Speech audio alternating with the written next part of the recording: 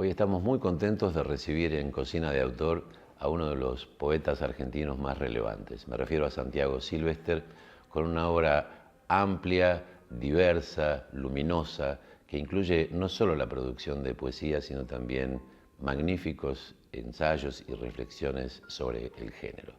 Nos hablará de las formas en que la poesía aparece en su imaginación, la forma en que la escribe, que la corrige, que la edita, y cómo circula por el mundo aquello que alguna vez fue una mera intuición.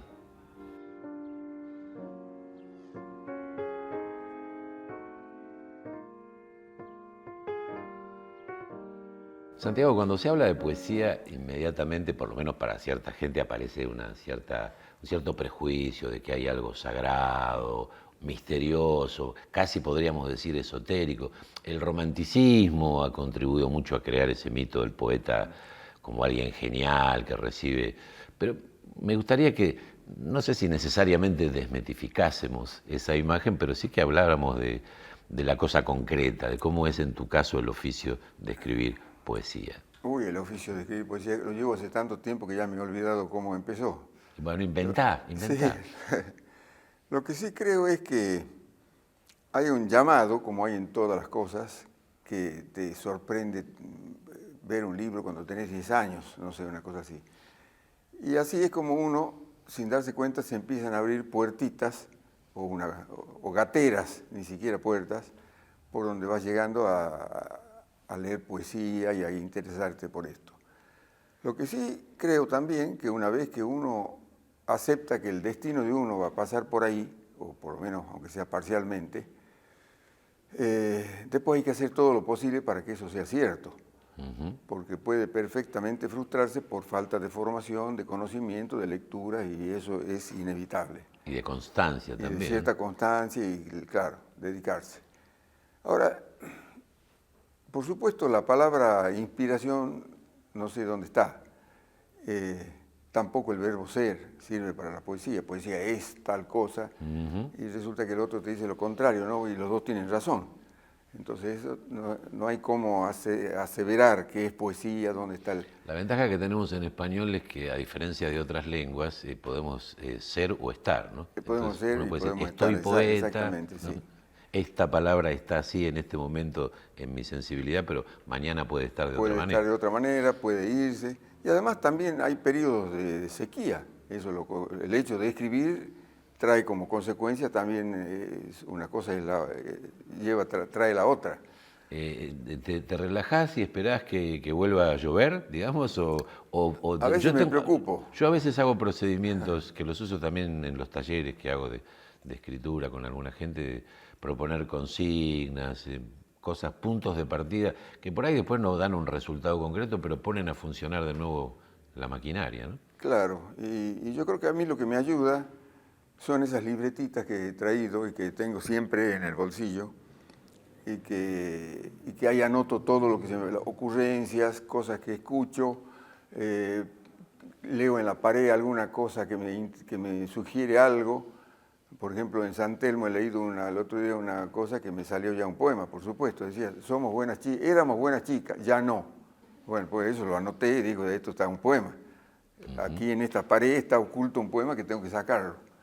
Y de esas notas, que es como estar atento, más bien, porque la inspiración, Valéry decía que si fuera cierto eso que que el poeta es un intermediario entre la musa y el papel blanco, alguna vez podría salir un poema en un idioma que uno no conoce, porque la musa lo conoce a todos. Claro. Bueno, pero como eso no ocurre, y no solo no sale en un idioma que no conozco, sino sale con mis manías, con mi estilo, llamémosle, si es que hay algo así. Sí, con mi voz, con mi claro, tono. Entonces, demasiado atenta la musa que me dicta, Claro. además. Es políglota, claro. Y políglota, claro. Así que yo creo que no, el asunto tiene bastante que ver, tiene una cosa de entusiasmo y otra cosa laboral. Hay que trabajar bastante. Y además uso la palabra entusiasmo de intento, te digo, porque como alguna vez estudié latín, sé que viene de Zeus. Claro, claro. Ven Zeus, hazme, que venga Zeus a mí. Claro, el entusiasmo es estar visitado por el Dios, digamos. Exactamente. Eso es lo que produce el sentimiento, ¿no?, de esa expansión, esa euforia que provoca la presencia del Dios en uno. Que hay en todas las actividades. porque cualquier persona tiene entusiasmo alguna vez. El carpintero algunas veces le salen cosas que de otra manera que la rutina no. Pero a veces está como eso, entusiasmado, inspirado por algo. Bueno, en poesía pasa igual.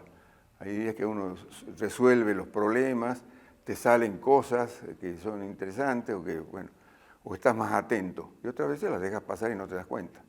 ¿Cuándo sentiste que estabas empezando a intentar escribir poesía? ¿En qué momento de tu vida, a qué edad?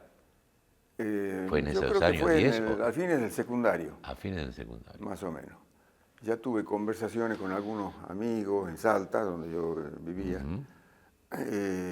Por ejemplo, Arauz Anzoátegui, que es un hombre 20 años mayor que yo, Claro. que me facilitó, por ejemplo, me acuerdo como anécdota, que él era director de la Radio Nacional de Salta, de la Radio Nacional en Salta, la sucursal.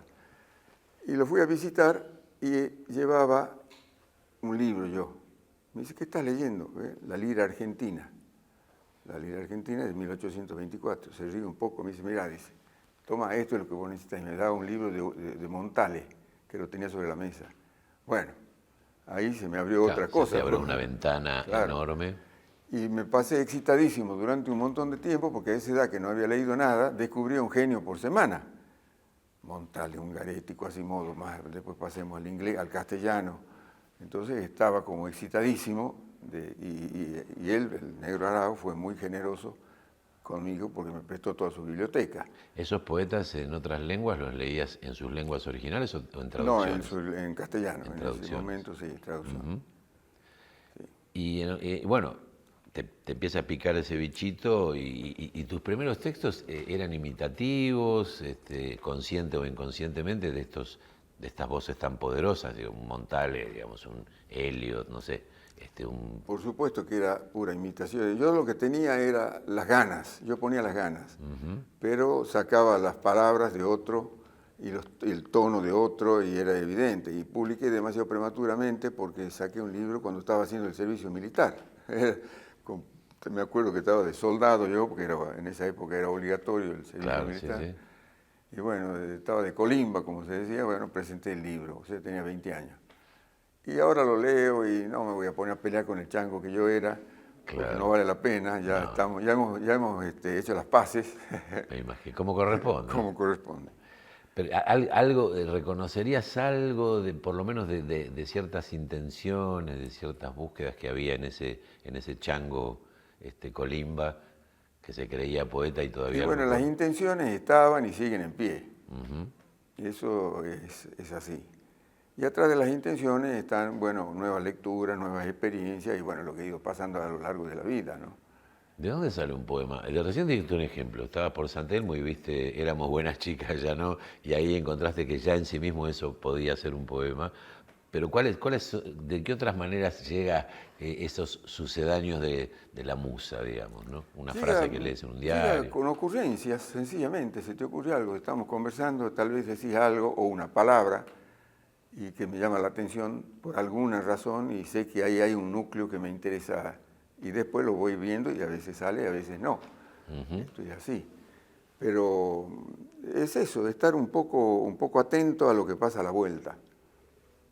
Ahora, a mí una cosa que siempre me interesa en los poetas, que por cierto es diferente su economía de escritura y de pensar esa escritura como un posible proyecto de libro que la que puede tener un novelista, donde claramente el proyecto de la novela es una única cosa, digamos que puede ser polifónica, con varias tramas, más o menos experimental o lo que fuere, pero es un solo objeto que tiene que tener su organicidad.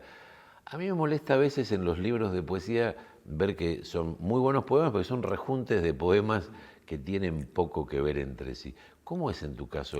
¿Vos te planteás y bajo qué parámetros llegar a un libro de poemas que tengan ciertos lazos de familia que permitan pensarlos como integrantes de un mismo libro? Bueno, como ya tengo larga experiencia, porque es inevitable por la cantidad de largos años que tengo, me ha pasado un poco de todo. Por ejemplo, tengo libros con temas unitarios. Café Bretaña, es un libro que lo saqué en España, bueno, fue cuando viví en Madrid, quiero decir. Hermoso libro. ese es unitario de comienzo al fin. Un día que yo soy muy de café. Antes más que ahora, porque antes iba a leer el diario por la mañana, ahora ya el diario lo leo en la pantalla, bueno. Pero era muy del café. Y de pronto el café comenzó a ser un tema. Y durante un tiempo X, año y medio, no sé, todo lo que se me ocurría iba a parar al café. Porque el café es un paisaje formidable porque tiene sus límites, pero a la vez tiene ventanas, tiene puertas, entra gente que entra, que sale.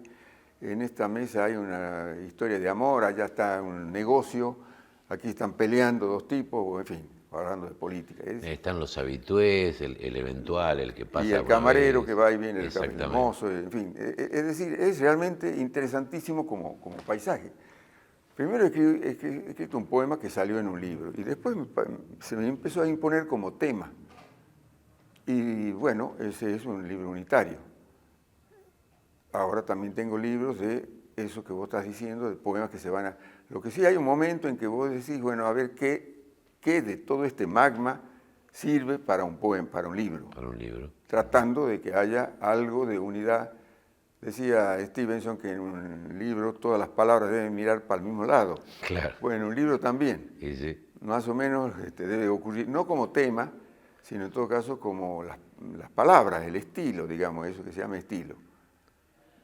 O luego después puede pasar algo que me pareció interesante, una operación, un procedimiento que vos aplicaste a tu poesía ya existente, cuando le diste una serie de poemas a Carlos Aldazábal para la editorial de él, El Surí Porfiado, donde tomaste poemas de distintos libros, porque todos tenían un tono, como, creo que era elegías. Letanías. Letanías. Todos tenían eso, ¿no? Un tono de lamento, había como Y una de reiteración. Una reiteración, claro. ¿no? Cada poema era como reiterativo en sí mismo. Y entonces, bueno, se me ocurrió juntarlos, digo, porque me pedía un libro, y digo, bueno, en ese momento no tenía un libro inédito. Le digo, bueno, ¿qué te parece que bien que haga este rejunte, digamos, a ver si qué sale? Y bueno, salió una cosa, no sé cómo salió, pero No, es un hermoso libro y tiene esa coherencia, digamos, justamente, que todos participan de un cierto procedimiento y también de un cierto tono, ¿no? Me parece. El tono, claro, ya viene dado porque finalmente terminás armándote de un tono, una selección de palabras, hay palabras que uno acepta y otras que se rechaza totalmente, y sobre todo tal vez el tono, es lo que estás diciendo. El tono poético a mí me irrita bastante, lo poético, los lugares comunes de la poesía, eso, me parece que no los rechazo, y bueno, eso con la aceptación y con el rechazo de cosas, va saliendo un tono. Claro, sí, que podría ser una especie de antitono, ¿no? Digamos, claro. o un tono atonal. Bueno, digamos. o buscar por dónde, por algún punto de cierta originalidad. Originalidad no sé si es una palabra tan medio ampulosa, pero algo rejuvenecido, porque los temas son universales, el amor, el odio, la muerte, la vida. La injusticia, bueno, eso es la muerte, la vida. Pero ¿cómo? Ahí está la cosa, el cómo. Y el cómo es el punto de vista que hace que se pueda leer un montón de poemas de amor y saber que son de distintos poetas. Es difícil escribir poemas de amor, por otro lado, ¿no? Sí. A partir de cierto momento, ¿no? Quedamos como estampados o condensados en esa especie de sintagma definitivo que escribió Pessoa, ¿no? Todas las cartas de amor son ridículas, ¿no? Claro, como estas palabras mías que son sí. ridículas, ¿no? Y es cierto, y además por otra parte, también hay que huir, no huir, cada uno sabe de qué huye, pero hay que tener cuidado también con los temas de época. En este momento hay temas de época que va por la sexualidad, va por las reivindicaciones, y también hay una reiteración a veces el otro día, por ejemplo, estando en Salta, me dicen que iba a haber una lectura de 10 poetas. Eran un varón y 8 chicas. Las 8 chicas hablaron de reivindicaciones de feminismo. Bueno, pues hay un momento que vos decís, bueno, a ver, demos una vuelta por la plaza a ver si no hay otro tema. A ver si no le ha pasado algo a alguien que no sea mi problema. Entonces eso también hay que tener un poco de cuidado de los temas de época. Sí, claro, a veces es... Había una época que no se podía, quedaba mal que no venga dentro de un libro varias planteos sociales o Bueno, sí, políticos. que no apareciera la directamente. palabra revolución en algún lugar o alguna Claro, forma. eso es. Pero bueno, Y después se verá qué queda, porque se finalmente puede vivir en la época, hablar de la época y encontrar una singularidad en ese no hay la decir menor de duda. época. No se puede escribir poemas feministas, porque obviamente las reivindicaciones del feminismo Sí, sí, son sí, por justas y supuesto, sí. necesarias. Eh, me llama me quedé pensando cuando dijiste el otro día estaba en Salta. Alguien que nace en Salta, que es un entorno bastante peculiar, el noroeste argentino en general, ¿no? Alguien que te escuche hablar Y además, percibe. no, si me preguntan de dónde soy, ¿de dónde voy a decir que No, soy de Buenos Aires? El todo claro, el sí, mundo. Soy de Madrid, donde vivo 20 años, que- no creen ni yo claro, creo. que naciste en Berlín, pero en realidad Claro, te trajeron de chico. Se te nota la música del noroeste. Esa música conlleva también una cierta sensibilidad en relación al lenguaje, porque además se habla un español, sí, en general en todo el noroeste, más los tiempos compuestos que los tiempos simples. No es sí, común que un salteño de dónde has estado, ¿no? claro, claro. Y Sí. un porteño, tal vez por la ¿Dónde urgencia, estuviste? usa, claro, ¿dónde estuviste? Vení, fui, ¿no? Es un Sí, poco sí, sí, algo que sí, tiene que ver con la por velocidad. supuesto. Y después te instalás acá, y después te vas a vivir muchos años a España. Lo que quería preguntarte es, ¿de qué manera, si es que lo ha hecho, ha influido en tu decir poético esos distintos entornos del lenguaje? Porque siempre es el español, pero son tres españoles Por muy supuesto, diferentes. sí. Y se te meten cosas, y no hay la menor duda. Imagínate, si yo tal vez me hubiera quedado en Salta, eh, estaría mucho más pendiente de la naturaleza, de la cuestión rural, que era la poesía que caracterizaba a Salta durante un tiempo. Ahora ya no tanto, ha cambiado bastante. Los problemas de todo el mundo son urbanos, eso sabemos. Bueno, vos citabas cuando hicimos juntos un homenaje, o no sé si vos estabas en esa mesa redonda o utilizamos un video en donde vos aparecías hablando de Néstor Gropa. Sí, sí, Néstor Gropa. Sí estuve yo. Estabas en la esa mesa. sí. Y decías que como alguien que venía de afuera de Jujuy, que llegaba a Tilcara y a la misma ciudad de San Salvador, desde otro lugar, veía algo que no veían los jujeños que estaban instalados ahí, Exactamente, sí, que no. además estaban pegados a una forma de escritura que justamente tenía que reivindicar el paisaje. Y no solo eso, Y sin embargo él ve los problemas urbanos. Gropa, que es un caso justamente de esta territorialidad, él pudo ver algo que no podía ver su generación, Jaime Dávalo, Manuel Castilla, el Negro Arao. Les dolía, no podían ver los cambios que iba terminando con la vida rural, por ejemplo. Yo cuando era chico, digamos, yo digo que cuando yo era un niño, no niño, 20 años, la ciudad de Salta estaba penetrada por el campo. Yo vivía en el centro de la ciudad, bueno, en la casa de mi padre. Hasta la casa de mi padre, que estaba a una cuadra de la plaza, llegaban caballos que te venían a vender leña, te venían a vender zapallo, la señora de esto, quesillos de ahí de la quebrada de San Lorenzo. En Buenos Aires también era así hasta cierto momento. Por Mi eso. abuelo tenía un reparto de hielo con un carro tirado por caballos Por hasta el carros de año caballo. 66, Bueno, hasta el 67. centro de Salta llegaba el campo. Hoy pasa exactamente al revés. El campo está penetrado por la ciudad. Exacto. Porque yo veo donde yo voy, que voy a una casa que está a 20 kilómetros de la ciudad, está rodeada de fincas. Los peones pasan, en primer lugar pasan en bicicleta o en moto, ya no van a caballo porque es más caro tener un caballo que una bicicleta o que una moto. Segundo, todos llevan un celular en el bolsillo. Y además, que va a la casita de arriba y qué sé qué, va a ver una antena de televisión, de modo que esta noche, ¿qué ir a ver? No sé, Tinelli en alguna época y ahora Sí, o alguna serie en Netflix. qué sé no yo. podés saber. Entonces, ha cambiado radicalmente la manera de mirar, ha cambiado el paisaje, ha cambiado todo, y eso influye, por supuesto, en la poesía y en la literatura. Bueno, la pregunta mía era cómo ha ido, si ha sido permeable tu escritura poética en esos distintos ámbitos en los que te ha tocado vivir. Sí, he sido permeable porque, por la curiosidad, por estar atento, porque tenés que adaptarte. Yo aquí a Buenos Aires vine a estudiar en la universidad, en esa época no había universidad en Salta. Entonces yo a los 20, 30 años he vivido aquí, además trabajaba en un diario. Todos eran, en esa época en los periódicos no habían, nadie se había recibido de la Facultad de Periodismo, todos entraban porque sabían escribir.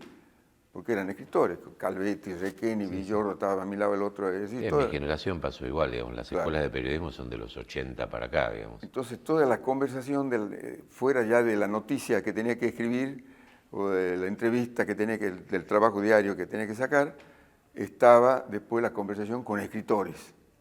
Y eso era, bueno, una experiencia. La redacción era un lugar Claro, extraordinario, porque además te juntabas, estaban por un lado los escritores, que eran, en general estaban más ligados al periodismo cultural, o a la crónica, ese tipo de cosas, pero de repente uno se cruzaba con periodistas de otras áreas. Pero además para mí el periodismo, lo digo como a título personal, para escribir poesía, ha sido una escuela también, porque es un trabajo sobre la concisión y también sobre todo sobre la eventualidad y la transitoriedad de lo que uno escribe.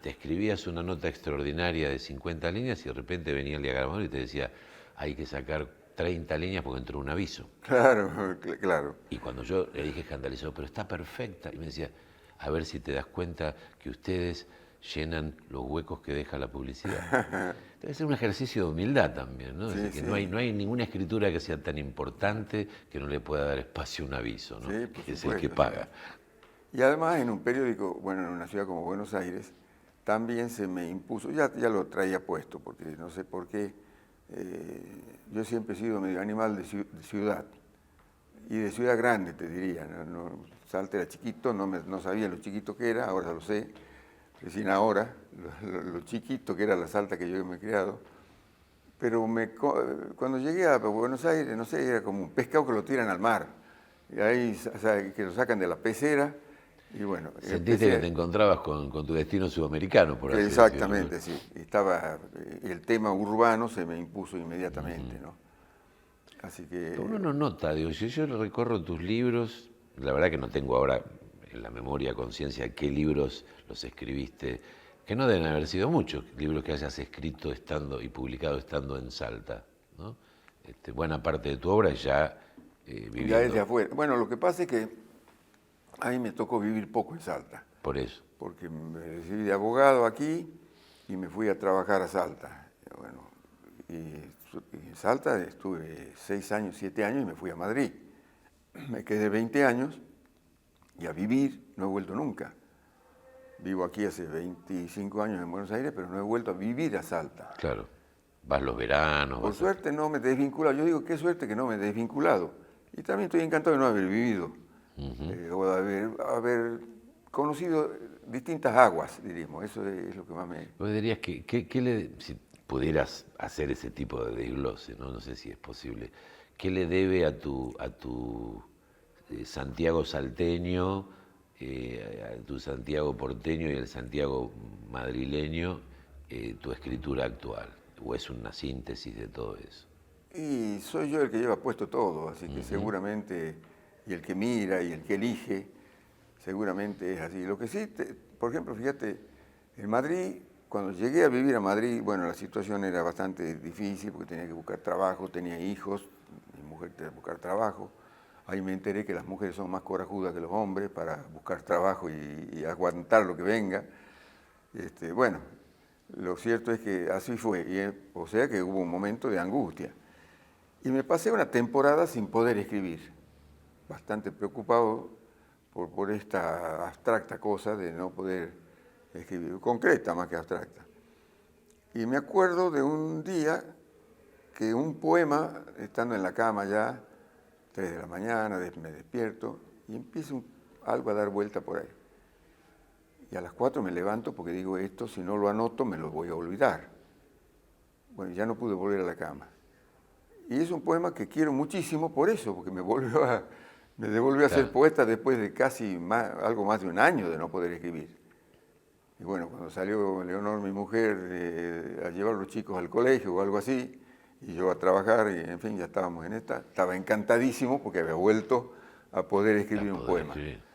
Y bueno, esas cosas y vas eligiendo también sin darte cuenta, ¿no?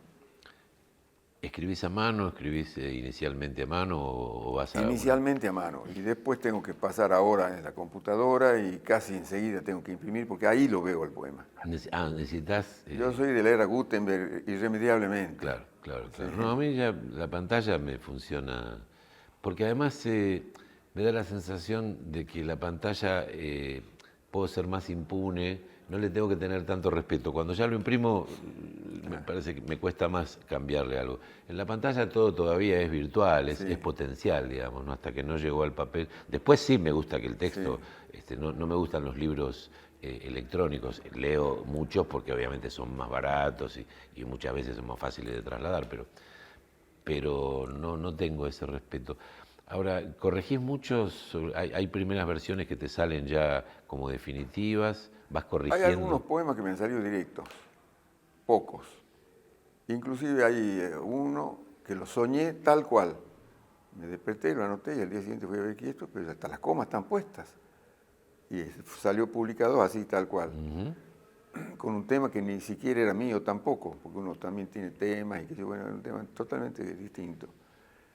Eso es un caso. Pero en general, ¿cuál suele ser más o menos la El desarrollo norma? para mí es que anoto a mano y después ya voy a la pantalla y qué sé yo, ahí lo pongo, corrijo alguna cosita, pero tengo que imprimirlo casi enseguida. Y ahí empieza el trabajo de verdad. Vos escribís desde siempre, creo, en un verso muy libre, digamos, y además tu aproximación a lo poético justamente no busca, o más bien evita, el tono pretendidamente poético, pero también los recursos. Hay algo que está más cerca de una poesía que es más como especulativa, ¿no? Como alguien que está pensando cosas y que encuentra lo poético a veces en el asombro frente a ciertas ideas, ciertas contradicciones, ¿no? Sí. ¿Cómo se logra que eso tenga un ritmo, tenga una cadencia que uno perciba como poesía? Porque efectivamente lo es, ¿no?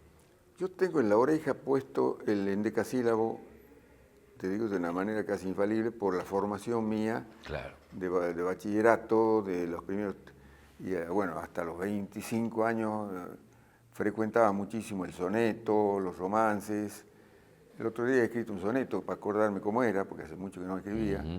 Es decir, y el endecasílabo lo tengo, lo evito.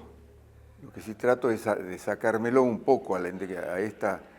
Trato de no hacer poesía trotona, para decirlo así. Pero en ese cabalgar aparecen sorpresas también, ¿eh? O sea, Claro, se puede trabajar. por supuesto. Porque además yo siempre digo, cuando uno tiene que preocuparse fundamentalmente por la medida y la cadencia del verso, toda la policía del cerebro está persiguiendo versos criminales porque tienen 10 sílabas o 12, o tienen mal puestos los acentos, y deja escapar a otro tipo de criminales que son los de las ideas. Entonces Claro. uno se sorprende buscando una métrica que ha pensado cosas, que es capaz de pensar cosas en esa medida que tal vez en un verso libre no hubiera pensado, por lo menos no de esa forma. Lo que claramente, haciendo lo más difícil de todo, que es autocrítica, vos sabés que la autocrítica es la parte más difícil de la crítica, Sí.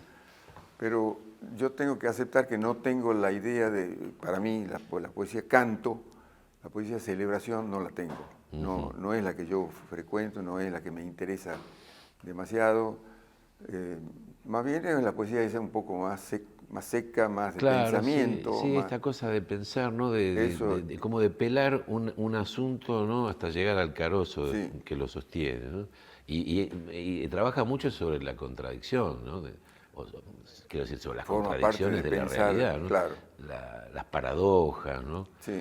¿Y cómo vos sentís que encontrás tu propia música, tu propia cadencia, tu propio endecasílabo, por así decirlo, en esa respiración, ¿no?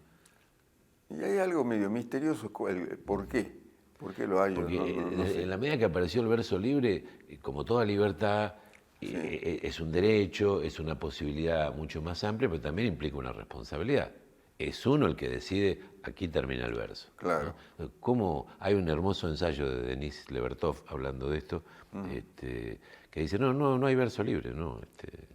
Bueno, en ese sentido, claro. Claro, Sí. o sea, el verso tiene que terminar, digamos, se presta mucho a los llamados encabalgamientos. También hay ¿no? que recordar, la historia de la poesía es la historia del debate con lo que está consolidado. Por ejemplo, Garcilaso de la Vega y Boscán traen el endecasílabo italiano a la lengua castellana y arman un lío impresionante. Sí. Tan impresionante que Cristóbal de Castillejo un buen poeta que se horrorizó con el endecasílabo italiano. Claro, porque el endecasílabo español era un endecasílabo con 2 acentos. Claro, era fijos, muy con el solemne. anapéstico que Claro, se llamaba, el o endecasílabo. de gaita gallega, que tenía, bueno, se caracterizaba por tener el acento obligatorio en la séptima sílaba, que es el acento que evita el endecasílabo italiano.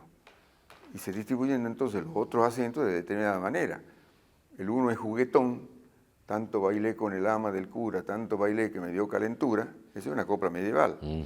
Bueno, ¿ves? Ese es el endecasílabo español de gaita gallega que se llamaba, que entró por la cultura galaico-portuguesa, por el noroeste de España. Exacto.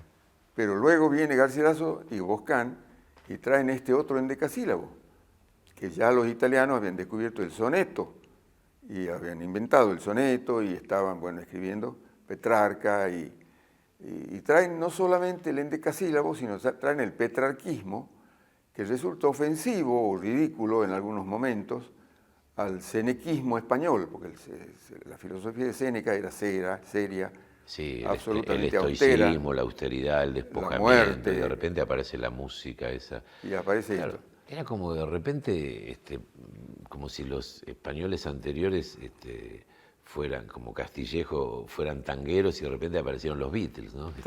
Bueno, exacto. Una cosa así, Y ¿no? es así. Con una música que les Ahora, sonaba. sin el endecasílabo italiano no hubiera existido el siglo de oro, Exactamente. porque Lope de Vega, Quevedo, Boscán, Góngora, sí, sí. Góngora y bueno, y todos los demás, y qué sé yo, está ahí el endecasílabo. O sea que viene con una pelea. Cristóbal de Castillejo escribió una cosa que se llamó contra los que escriben versos italianos traicionando a los castellanos, así empareado. Era una tomadura de pelo que los hacía comparecer a Garcilaso de la Vega y a Boscán a un tribunal de la historia donde estaban, no sé, Manrique y los grandes poetas del pasado, y los condenaban al infierno por escribir versos al itálico modo. Y bueno... Bueno, vos evitás esa música, ¿no?, peligrosa, ¿no?, el poema trotado.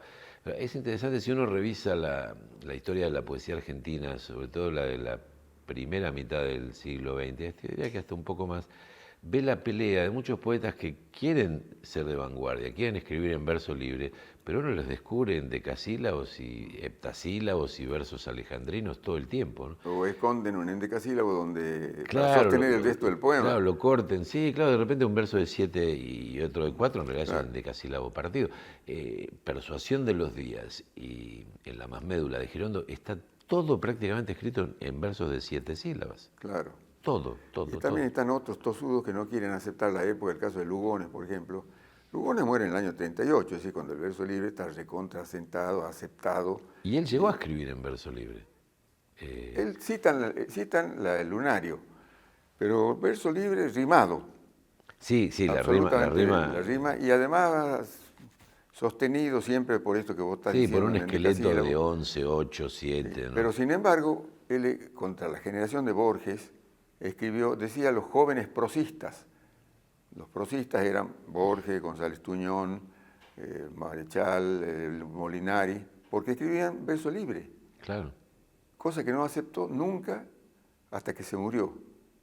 Y bueno, son peleas pelear contra la época es fatalmente perder. Borges decía, creímos que nos estábamos peleando contra Lugones, pero nos estábamos peleando contra la mitad de Lugones. Dice, nos peleamos contra el Lugones de Los crepúsculos del jardín. Claro. Pero robamos todas las metáforas delirantes y maravillosas del lunario sentimental. Bueno, la metáfora ultraísta le debe Borges, mucho. Después de darle palos brutales, tiene la honestidad, digamos, no sé si en el de hacedor. nombrarlo a Lugones con el lunario como precedente del ultraísmo. Claro, a eso se refería. Entonces, ¿no? Dice, lleva la mirada a ver qué hay aquí para que diga esto. Creíamos que estábamos luchando contra todos Lugones, pero en realidad luchábamos contra una mitad. Sí, claro. De la otra nos alimentamos. Sí. Pero volviendo a tu proceder, a tus procederes, ¿cómo es el proceso por el cual llegás a un poema que decís, ya está? Cuando el poema no se deja tocar más, ¿te echa él o sos vos el que dice, no, basta de manosear esto porque lo voy a estropear? Porque tenemos eso. La objetividad que da la forma fija si es que tenés que escribir un soneto, tienen que ser, como recomendaba la receta de Lope de Vega, 14 versos, ¿no? Sí, sí. 4 estrofas, 2 de 4, 2 de 3, las rimas de tal o cual manera. Si no te alcanzó, bueno, tendrás que escribir otro soneto, pero... Claro. Ahora, en el verso libre, ¿cuándo empieza Cuando el quiera. verso y cuándo termina? ¿Y cuándo empieza y cuándo Hay termina el veces que poema? uno sabe, en algún momento decir, bueno, esto ya es inevitable y además inmodificable, ya medio lo sabes y no obstante te permitís darle una leidita de vez en cuando y cae un adjetivo o lo quitas. Eso es hasta que aparece en libro. Inclusive en las segundas ediciones yo hago ese, a Sí. veces he corregido. En general sos más de sacar que de agregar, ¿no? De sacar, Yo claro. creo que no, la no, corrección más, es para, sí, sí, para sí. sacar rebarbas, no Claro. para agregar. Bueno, el caso de Borges es evidente. Por ejemplo, la Fundación Mitológica de Buenos Aires, que después le llamó Mítica y después le llamó no sé qué, empezaba diciendo, y fue por este río con traza de quillango. Bueno, sacó Ahí le el puso de quillango, sueñera y de barro, claro. ahora es de Sueñer y de Barro. Era la época que Criollista de Borges. criollista, que él se despide, corrige todo lo anterior, todo lo que ha escrito, y con esa frase fantástica de Borges dice, quise ser argentino olvidando que ya lo era. Claro. Entonces no era necesario marcar el nacionalismo, ¿sabe? O escribir con... Claro, bueno, eso después lo va a usar en el ensayo famoso El escritor argentino y la tradición, ¿no? Va a Eso decir, es. o ser argentino es una máscara, una impostura, o es una fatalidad. En cualquiera de los dos casos no tiene sentido estar tratando de, Claro, ser de más... subrayarlo. Ya digamos, está, ni exactamente. de demostrarlo, ¿no? Claro. ¿Vos te sentís argentino como al escribir o sentís que formas parte de la nación, de la lengua española, por así decirlo? De la lengua castellana. Española es demasiado. De a pedazos puedo elegir, pero en términos, por ejemplo... ¿Cuál sería tu territorio Mi simbólico? territorio sería bueno, claramente un tipo de poesía que se dio alguna vez en Buenos Aires, Borges incluido, digamos, no Borges incluido, Borges como Casi. barco bandera, en el sentido de que evita justamente la celebración y el canto. Porque, por ejemplo, vos has hablado del norte, el norte era canto y celebración. La poesía muy nerudiana, adaptada a la zona, Sí, sí, sí. muy de flora y fauna. Claro, y muy con la copa de vino blanco alzada, ¿no? Como A la copa se déjamela nomás, déjala tranquila. No, la copa, por supuesto, pero una cosa es tomar vino y otra cosa es que la poesía... Y otra cosa que se note. Claro. Claro. A un Bueno, santeño no se le nota jamás. Claro, yo me he sacado la sensación de que tengo que cantar, que celebrar algo, o celebrar... Tengo un libro, por ejemplo, que lo he escrito hace 15 años. Un tiempo que me pasé en Salta, en una casa en el campo, y me salió un libro sobre la naturaleza. Pero son reflexiones sobre la naturaleza, no es canto. Eso me doy cuenta. Y no ha sido a propósito, sino así fue saliendo. Después me doy cuenta y además me lo han dicho. A los salteños les gusta bastante el canto. A mí también leerlo, pero no lo ejerzo. Esta cosa celebratoria, así y de enumerar todos los pájaros de la región y los árboles de la región. Sí, a mí en el caso de Neruda, por ejemplo, me molesta un poco esta cosa exhaustiva, como que él fuera una especie de inventariador de la realidad en su conjunto, ¿no? Agarra América de una punta a la otra y como que no se tiene que olvidar de nada. En cambio, un poeta como Padelletti, por ejemplo, elige determinadas cosas, ¿no? Y le canta, o también son poemas no tanto cantados como especulaciones o reflexiones, maneras de aproximarse a un objeto que puede ser un limón, ¿no? Una mora, o bueno, una... Neruda, te diré, mira, sabiendo que le debo un montón, ¿Quién no? que ha sido por eso, pues, y además era el poeta número uno hasta cierto momento, y qué sé yo qué, yo hace más de 30 años que no lo leo, ni tengo ganas de leerlo, y las veces que lo tengo que hojear por alguna razón no me interesa. Me parece que hay una abundancia que ya de la que me he saturado, tal vez porque lo he leído, porque lo he copiado, hasta el plagio, como diría Borges, bueno. ¿Y Vallejo, en cambio? Y bueno, Vallejo tiene más puertas para entrar, Claro, eso claro, no es la por menor eso. duda. El trabajo Parece que hace con el lenguaje sí. es de otra manera. Entonces, Y ahí hay también un ir y venir raro entre el verso medido y el no medido. Empieza escribiendo en verso recontramedido en Los Heraldos Negros, pero ya ahí lo rompe un poco, después, bueno, hace ese delirio que es Trilce, y después claro, vuelve un poco en Poemas Humanos a una estructura un poco más clásica, ¿no? sí, sí. Y fíjate, Trilce es del año 24, se cumplieron los 100 años hace el año pasado. Es notable ese año, es el año del manifiesto de André Breton, el manifiesto surrealista, el primero, porque tiene dos. Yo pensé que era el 22, Trilce. No, no, es del 24. Y además, yo digo, qué cosa más rara, cómo es de arbitrario el mundo, de la selección que se va haciendo. En 1924, Bernardo Canal Feijóo en Santiago del Estero escribe un poema absolutamente de vanguardia que no está tenido en cuenta ni por los argentinos, no te digo por la historia de la vanguardia. En el año 24, en Santiago del Estero, el mismo caso de Vallejo, que estaba en Trujillo, en un pueblo que en ese momento lo que sería. Sí, sí. ¿Cómo llegó a esa visión de las cosas? No puedo saberlo. Pero así como Trilce entra absolutamente, penúltimo poema del fútbol se llama el de Canal Feijóo. Sí, fíjate hasta el sí, tema. maravilloso, sí. El tema que en esa época no el fútbol era nada. No, claro, sí, era incipiente. Incipiente completamente. Y sin embargo no ha entrado a la historia ni de la literatura argentina. Como tantas otras cosas, ¿no? Sí, no, nosotros somos amnésicos a veces voluntariamente. Olvidadizos profesionales. Sí, sí.